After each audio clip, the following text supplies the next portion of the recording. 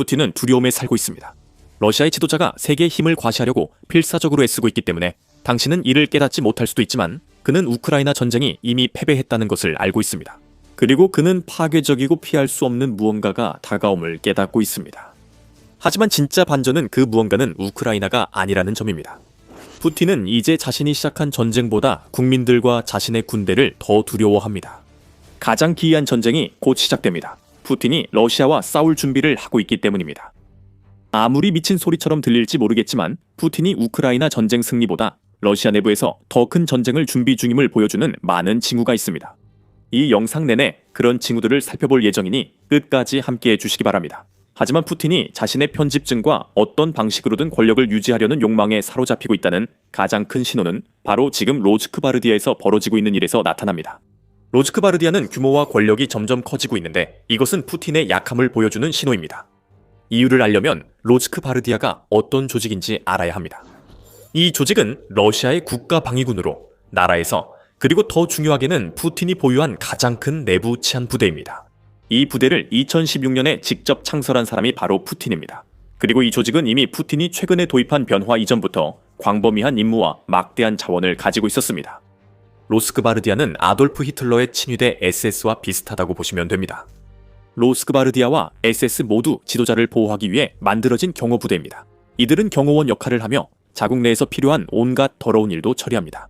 군대가 해외에서 싸우는 동안 로스크바르디아와 SS는 국내 치안을 맡아 지도자의 지위를 지키는 데 기여합니다. 1940년대 히틀러에게 그 결과가 어떻게 되었는지 우리는 이미 보았습니다. 푸틴이 최근 로스크바르디아에 준 변화는 그가 권력을 지키려 하며 나치 지도자만큼 편집증적으로 변하고 있음을 보여줍니다. 이는 왕립합동 군사연구소 RUSI 예선임 부연구원 윌리엄 제임스 딕슨의 말입니다. 2월 20일 키예프 포스트는 푸틴이 로스크바르디아를 우크라이나 전장뿐 아니라 러시아 내부 위협으로부터 자신을 지키기 위한 평행 구조로 만들고 있다고 보도했습니다. 후자는 여러 면에서 항상 로스크바르디아의 임무였습니다. 지금 우리가 보고 있는 것은 그 집단이 푸틴의 개인 군대라고밖에 볼 수 없는 형태로 더욱 발전하고 있다는 점입니다. 로스크바르디아는 이제 러시아 국방부의 관할 밖에서 운영되고 있으며 본질적으로 우크라이나 침공을 감독하는 조직보다 의사결정 측면에서 더 강력해졌습니다. 그리고 푸틴 본인이 주도한 최근 크렘린의 법령 덕분에 로스크바르디아는 그 수장인 빅토르 졸로토프가 오직 푸틴에게만 보고하면 되는 수준으로 격상되고 있습니다. 하지만 왜 이렇게 하는 걸까요? 러시아 군대가 우크라이나에서 엄청난 수의 사상자를 내며 싸우고 있는데 푸틴이 왜 자신의 군대를 따로 만들려고 하는 걸까요? 우리가 방금 질문을 통해 답을 드렸습니다. 푸틴은 이번 전쟁이 자신의 나라에 재앙적이었다는 것을 알고 있습니다. 이 부분에 대해서는 영상 후반부에서 더 자세히 설명드릴 예정입니다. 그리고 이제 딕슨이 설명하듯이 푸틴의 사고방식에 변화가 생겼습니다. 러시아 대통령은 자신이 시작한 전쟁에서 패배한 것을 알고 있습니다. 네, 전투는 계속되고 있고 러시아는 매우 느리게 진격하고 있습니다. 1차 세계대전 이후 이렇게 더딘 진격은 본 적이 없을 정도로 느리지만 어쨌든 진전은 있습니다. 하지만 그것은 러시아식 정역전이 될 예정이었으나 끝날 기미가 보이지 않는 수년간의 전투로 변질되고 말았습니다. 블라디미르 푸틴은 국민들이 지쳐있고 침공 지지가 약해진 것을 알고 있습니다. 딕슨에 따르면 로스크바르디아 강화는 푸틴이 대중 불만과 엘리트 분노로부터 자신을 보호하려는 신호입니다. 오늘날의 로스크바르디아는 푸틴이 창설했을 때와 다릅니다. 딕슨에 따르면 로스크바르디아는 내부 치안 구조라기보다는 이슬람 혁명 수비대와 유사한 정권을 보호하기 위한 근위대가 되었고 푸틴의 이른바 국가방위군의 경우에는 이제 전차 부대를 포함한 특수부대까지 구성하고 있습니다. 이것은 지도자가 내부 치안을 위해 사용하는 것이 아닙니다. 자신들의 행동에 대한 결과가 곧 닥칠 것을 알고 통제를 유지하기 위해 무엇이든 해야 할 때 만드는 것입니다. 그리고 푸틴은 그 결과가 다가오고 있다는 것을 알고 있습니다. 우크라이나 침공 실패에서 비롯된 모든 압박과 제재로 인한 극심한 경제적 압박까지 러시아가 지금 직면한 모든 압력이 이제 절정에 이르고 있습니다. 푸틴 정권의 취약성에 대한 의문이 제기되고 있는데 이는 그가 집권한 이후 아마 처음 있는 일입니다. 푸틴을 무너뜨릴 만큼 크지는 않지만 특히 경제 문제에 관해서는 다양한 의견이 표출되고 있습니다. 글로벌리스트는 푸틴과 그가 권력에 앉힌 엘리트들 사이에 균열이 있다고 주장합니다. 글로벌리스트에 따르면 그들은 우크라이나 전쟁을 지지하는 척하고 이익을 얻는 데 만족하지만 실제로는 적대 행위가 끝나기를 간절히 바라고 있습니다. 왜냐하면 그들의 주된 관심사인 더 많은 돈을 버는 것이 푸틴의 러시아, 그리고 나아가 자신을 세계 최고의 강국 중 하나로 만들려는 민족주의적이고 자기중심적인 목표와 충돌하기 때문입니다. 푸틴은 이러한 지지 변화를 감지하고 있습니다. 그는 그것이 다가오고 있음을 알고 있습니다. 그래서 우리가 로즈크바르디아에서 보고 있는 것은 전쟁이 끝난 이유든 아니면 결론 없이 계속되는 몇 달, 몇 년 동안이든 앞으로 다가올 일에 대한 푸틴의 편집증이 그를 지배하게 되었다는 신호입니다. 러시아 내에서 국가안보군을 군사력으로 만드는 것만으로도 푸틴이 걱정하고 있다는 강력한 신호입니다. 로즈크바르디아가 러시아 국방부 통제 밖에서 운영된다는 것만으로도 충분히 문제입니다. 딕슨이 말했듯이 로즈크바르디아는 추가 분열의 불씨가 되어 후계 구도를 더 어렵게 만들고 결국 권력을 오래 유지하기 힘든 73살의 한 사람에게 러시아의 모든 힘을 집중시키려 하고 있습니다. 푸틴은 떠난 뒤 러시아 통제권을 두고 여러 권력 집단이 다투는 상황을 만들었습니다. 푸틴도 전에 후계 문제를 언급했습니다. 2025년 5월 뉴 보이스 오브 우크라이나는 러시아, 크렘린, 푸틴 25년이라는 러시아 다큐멘터리에 대해 보도했습니다. 푸틴은 영상에서 한 명뿐 아니라 여러 명이 등장해 국민들이 신뢰할 수 있는 인물을 선택할 수 있어야 한다고 주장합니다. 독재제 가까운 사람이 그런 말을 한다는 게 얼마나 터무니없는지는 차치하고 여기서 우리가 보는 건 간단히 말해 거짓말입니다. 푸틴은 후계자에 대해 신경 쓰지 않습니다. 푸틴은 오직 푸틴 자신만을 신경 씁니다. 그리고 로즈크바르디아의 강화는 푸틴이 권력에 대한 자신의 장악력이 약해지고 있음에도 불구하고 결코 그 권력을 내려놓을 생각이 없다는 신호 중 하나입니다. 푸틴은 싸움을 준비하고 있습니다.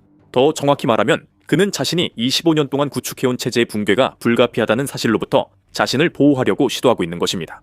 곧 우리는 그 문제와 푸틴이 다가오는 파괴적 힘을 두려워하는 다른 징후들을 더 깊이 다룰 것입니다. 하지만 그 전에 만약 여러분이 이런 종류의 통찰을 더 원하시다면 꼭 더 밀리터리 쇼를 구독해주세요. 이제 푸틴 정권에 대해 이야기하겠습니다. 로즈크바르디아 강화에서 실제로 보는 것은 무엇일까요? 군사 분석가이자 유튜브 크리에이터 폴 워버그는 이것이 곧 다룰 다른 징후들과 함께 정권 붕괴의 증상이라고 말합니다. 이것은 푸틴이 우크라이나 침공이 무너지고 있는 상황에서도 자신을 러시아 정치의 강력한 지도자로 보이게 하려는 이미지 유지를 위해 러시아 내부의 여론을 통제하기 위한 조치를 취하고 있는 것입니다. 그리고 우리가 해야 할 일은 과거를 돌아보는 것뿐입니다. 그러면 푸틴의 편집증적인 현재에 무슨 일이 일어나고 있는지 알 수 있습니다. 워버그는 우리가 지금 푸틴에게서 보고 있는 현상에 대해 이렇게 말합니다. 권위주의 정권의 황홍이의 역사를 돌아보면 그 정권들이 가장 강해 보이고 그들의 말이 처음보다 더 자신감 있게 들리는 경우가 매우 많다고 합니다. 하지만 이 힘은 연막에 불과합니다. 권력을 잃어가고 있다는 것을 아는 실패한 독재자가 만들어낸 환상일 뿐입니다. 그의 약점은 전 세계뿐만 아니라 그가 통제하려는 자기 나라 국민들에게도 드러났습니다. 워버그는 말합니다. 말이 아니라 행동을 보라고요. 지금 블라디미르 푸틴의 여러 행동은 그가 만든 정권이 무너지고 있다는 분명한 신호입니다. 이른바 국가안보부대를 오직 푸틴만이 통제하는 사실상의 군사부대로 강화하려는 시도는 그런 신호 중 하나일 뿐입니다. 또 다른 신호는 현재 평화협상에서 나타납니다. 2025년 초 트럼프 대통령이 평화협상으로 우크라이나 전쟁 종식을 압박한 후 푸틴도 같은 방식을 쓰는 것을 봤습니다. 그는 평화를 원한다고 말하면서도 자신이 시작한 전쟁을 끝낼 의도가 전혀 없다는 것을 보여주는 행동을 하고 있습니다. 다시 말해 푸틴은 워버그가 말한 대로 행동합니다. 그는 거창하게 말하지만 실제로는 자신이 말한 것과는 정반대의 의도를 드러내는 행동을 합니다. 심지어 최근인 2월 19일에도 또 한 차례의 평화회담 이후 가디언즈는 우크라이나 대통령 볼로디미르 젤렌스키와 유럽연합 EU의 한 발언을 보도했습니다. 젤렌스키는 다시 한번 푸틴이 협상을 지연시키기 위해 시간 끌기 전술을 쓰고 있다고 비난했습니다. 푸틴이 우크라이나가 평화를 얻으려면 영토를 양보해야 한다는 최대주의적 요구에서 물러서지 않기 때문입니다. EU에 대해서는 이 연합의 외교 담당 대변인 안와르 엘라누니가 간단히 말했습니다. 우리는 러시아가 우크라이나에 대한 끊임없는 공격을 계속하고 있음을 보고 있습니다. 러시아가 평화를 원하지 않는다는 점이 드러납니다. 우리는 러시아의 진지한 평화 의지를 아직 확인하지 못했습니다. 워버그는 러시아가 이제 평화에 관심 있는 척조차 하지 않는다고 말합니다. 여기서 우리가 보는 것은 워버그가 지적한 것입니다. 푸틴은 우크라이나가 영토를 포기해야 한다는 자신의 주장과 강한 발언을 통해 강인한 모습을 보이려 하고 있습니다. 이는 그의 정권 붕괴가 그 어느 때보다 가까워졌다는 것을 그 자신이 알고 있기 때문입니다. 푸틴은 우크라이나에서 멈출 수 없습니다. 그는 자국 내에서 갈등이 곧 터질 것임을 알고 있기 때문에 피할 수 없는 운명을 최대한 늦추기 위해 할 수 있는 모든 것을 하고 있습니다. 영상 마지막 부분에서 푸틴이 러시아 자체에 대한 다가오는 싸움에 왜 그렇게 편집증적으로 집착하는지 설명해 드릴 테니 계속 시청하시면서 더 많은 정보를 알아가시기 바랍니다. 하지만 현재 푸틴이 평화협상에서 내세우는 강경한 입장과 달리 러시아 내 행동은 이에 못 미칩니다. 로츠크바르디아가 강화되고 있는 이유는 러시아 국민이나 귀환 군인들이 반란을 일으킬 경우 푸틴이 자신에 대한 이야기를 통제할 수 있는 실질적인 힘이 필요하기 때문입니다. 하지만 푸틴은 크렘린을 둘러싼 메시지를 통제하려는 자신의 절박함을 러시아 전역에 분명히 알릴 수 있는 보다 직접적인 조치를 취했습니다. 러시아에서 언론 탄압이 심화되고 있습니다. 이 모든 것은 푸틴의 편집증을 달래려는 것입니다. 러시아가 말로는 강한 척하지만 바르부르크는 푸틴이 평화협상에 진지하지 않다고 지적하며 러시아에서 역사상 최대 언론 탄압이 진행 중이라고 말합니다. 우리는 소련 시절 이후 이런 모습을 본 적이 없습니다. 이 탄압은 너무 전면적이라 실제로 요제프 스탈린조차 흥분시킬 정도라고 바르부르크는 말합니다. 최근 몇 주간 푸틴은 러시아 내 왓츠앱과 텔레그램 접근을 제한했습니다. 특히 후자인 텔레그램에 대한 제한은 일반 러시아인들과 우크라이나 전쟁 최전선에 있는 군인들에게 매우 고통스럽습니다. 일반 러시아인들은 많은 인구가 쓰는 개방형 소통 플랫폼 접근을 잃게 됩니다. 12세에서 24세 사이 러시아인 중 약 85%가 이 플랫폼을 사용합니다. 이는 크렘린이 승인하지 않은 다른 출처에서 나오는 뉴스를 접할 수 없게 되는 젊은 러시아 인구의 상당히 큰 비율입니다. 그리고 그게 바로 푸틴의 의도입니다. 그는 러시아에서 누구도, 특히 신체적으로 한창인 젊은 사람들이 아무리 가능성이 낮아 보여도 자신을 전복할 만한 큰 생각을 갖지 않길 바랍니다. 젊은이들이 조직적으로 저항 세력으로 뭉칠 가능성을 차단하고 싶은 것이죠.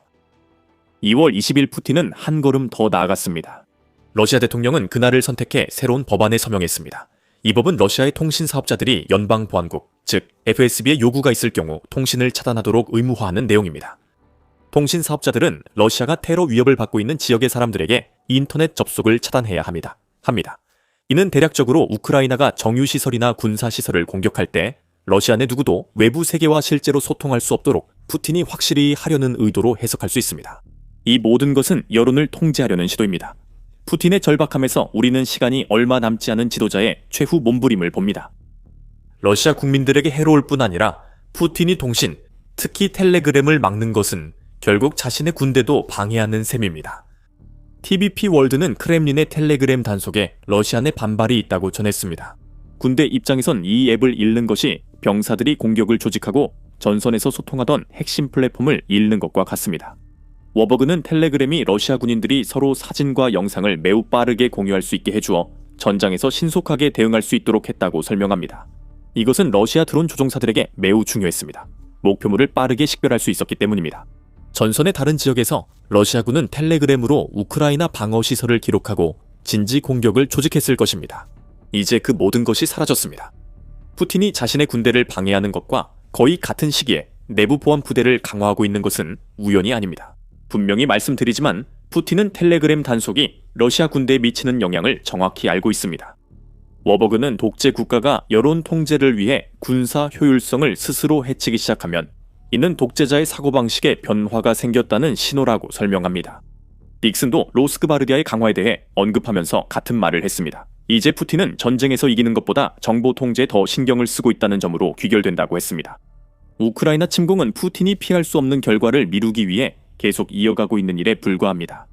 그것은 후원 권력이 무너진 지금 그가 직면한 전쟁입니다.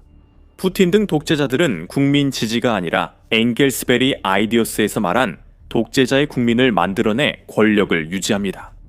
이들은 거의 항상 한 나라 인구의 I%에서 20% 정도에 불과한 소수입니다. 하지만 그 정도면 독재자가 통제권을 유지하기에 충분합니다. 예를 들어 푸틴은 직접 승진을 제안함으로써 러시아 군대를 통제해왔습니다.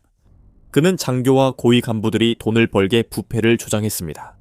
엥겔스베리 아이디어스에 따르면 모든 공공 서비스는 독재자의 선물이 됩니다. 그리고 그런 체제는 독재자가 통제하고 싶은 사람들에게 나눠줄 돈과 권력이 있을 때만 지속될 수 있습니다. 푸틴은 그 두 가지 모두를 점점 잃어가고 있습니다. 푸틴은 그것을 알고 있으며 그래서 지금 러시아 내부에서 내부적인 이야기를 통제하려고 애쓰고 있는 것입니다. 푸틴은 자신이 러시아의 끔찍한 상황을 만들어냈다는 것을 이해하고 있습니다. 이는 현재 러시아의 위치뿐만 아니라 앞으로 직면하게 될 미래에 있어서도 마찬가지입니다. 푸틴이 우크라이나에서 승리를 위해 세웠던 모든 거창한 계획들은 이미 오래전에 무너졌습니다. 푸틴은 절대 현대의 위대한 러시아 차르들과 같은 인물이 되지 못할 것입니다. 왜냐하면 그가 우크라이나에서 한 일은 러시아가 결국 승리하더라도 자신의 무능함만을 증명한 것이기 때문입니다. 그 승리가 언젠가 온다고 해도 이미 러시아는 누구도 예상하지 못했던 엄청난 대가를 치렀습니다. 지금 일어나는 모든 일은 그 사실과 푸틴이 수십만 명의 잔혹해진 군인들이 돌아올 때 어떻게 해야 할지 모른다는 점이 결합된 결과입니다. 푸틴은 자신의 권력을 지키기 위한 전쟁이 곧 자신의 나라에서 일어날 것임을 알고 있습니다. 그래서 통신을 차단하고 자신의 사병을 만드는 것은 러시아 국민들, 어쩌면 군대마저도 반란을 일으킬 가능성으로부터 자신을 보호하기 위한 조치입니다. 존 테프트가 2월 20일에 쓴 기사에서 랜드 연구소는 그 점을 지적합니다. 그는 푸틴이 러시아에서 만들어낸 수많은 문제들을 개괄하고 있습니다. 이 나라는 인구가 감소하고 있으며 전쟁은 이에 전혀 도움이 되지 않고 있습니다. 유엔에 따르면 러시아는 현재 1억 4,600만 명에서 2100년에는 7,400만에서 1억 1,200만 명 사이로 인구가 줄어들 것으로 예상됩니다. 데프트는 러시아에서 시민사회와 야당 정치가 이미 심하게 억압되고 있다고 지적합니다. 푸틴은 귀환 군인 문제 해결책도 아직 내놓지 못하고 있습니다. 데프트는 러시아 귀환 참전 용사 약 8,000명, 이미 민간 범죄로 유죄 판결을 받았다고 지적합니다. 그리고 약 900명은 폭력 범죄를 저질러 최소 423명이 사망하는 결과를 낳았습니다. 이것은 푸틴이 앞으로 직면하게 될지도 모른다고 생각하는 상황의 축소판입니다. 그의 전쟁이 이미 러시아를 심각하게 약화시킨 것보다 더 큰 타격을 줄 수 있는 미래 말이죠. 수십만 분노한 군인들이 피폐해지고 떠날 때보다 훨씬 더 권위주의적으로 변한 조국으로 돌아오는 모습을 상상해 보세요. 그렇게 되면 화약고와 같은 상황이 벌어집니다. 군인들과 국민들이 푸틴이 벌인 전쟁이 자신들의 삶을 개선하는데 아무런 의미가 없었다는 사실을 깨닫게 되는 것이죠. 그 분노가 바로 내전이 발발하는 핵심 요소입니다. 푸틴 통제에 맞서 국민들이 일어나는 전쟁입니다. 그리고 푸틴이 이런 사회적 격변을 막으려고 아무리 애써도 그는 결국 모든 독재자들이 몰락전에 따르는 매뉴얼을 그대로 따르고 있을 뿐입니다. 더 많은 통제, 더 많은 억압. 이미 우크라이나 전쟁에서 거의 126만 명을 잃은 군대에 대한 사보타주입니다. 푸틴은 망가진 나라를 지배하는 것이 더 나은 내일을 위해 물러나는 것보다 낫다고 생각합니다. 로즈크바르디아의 강화는 푸틴이 새로운 적에 집중하고 있다는 신호입니다. 적은 우크라이나가 아니라 러시아 자신입니다. 러시아는 푸틴에 맞서야 합니다. 그렇지 않으면 100년간 파괴가 이어질 것입니다. 푸틴 때문에 러시아는 병력을 잃고 인구 위기에 직면하면서 나라의 미래 전체가 위태로워졌습니다. 이 위기는 앞으로도 러시아를 괴롭힐 것입니다. 자세한 내용은 저희 영상에서 확인해 보세요. 이 영상을 재미있게 보셨다면 더 많은 정보를 위해 더 밀리터리 쇼를 구독하는 것도 잊지 마세요. 편집증적인 푸틴이 권력을 유지하려는 필사적인 시도에 대한 더 많은 통찰을 얻으실 수 있습니다. 그리고 항상 시청해 주셔서 감사합니다.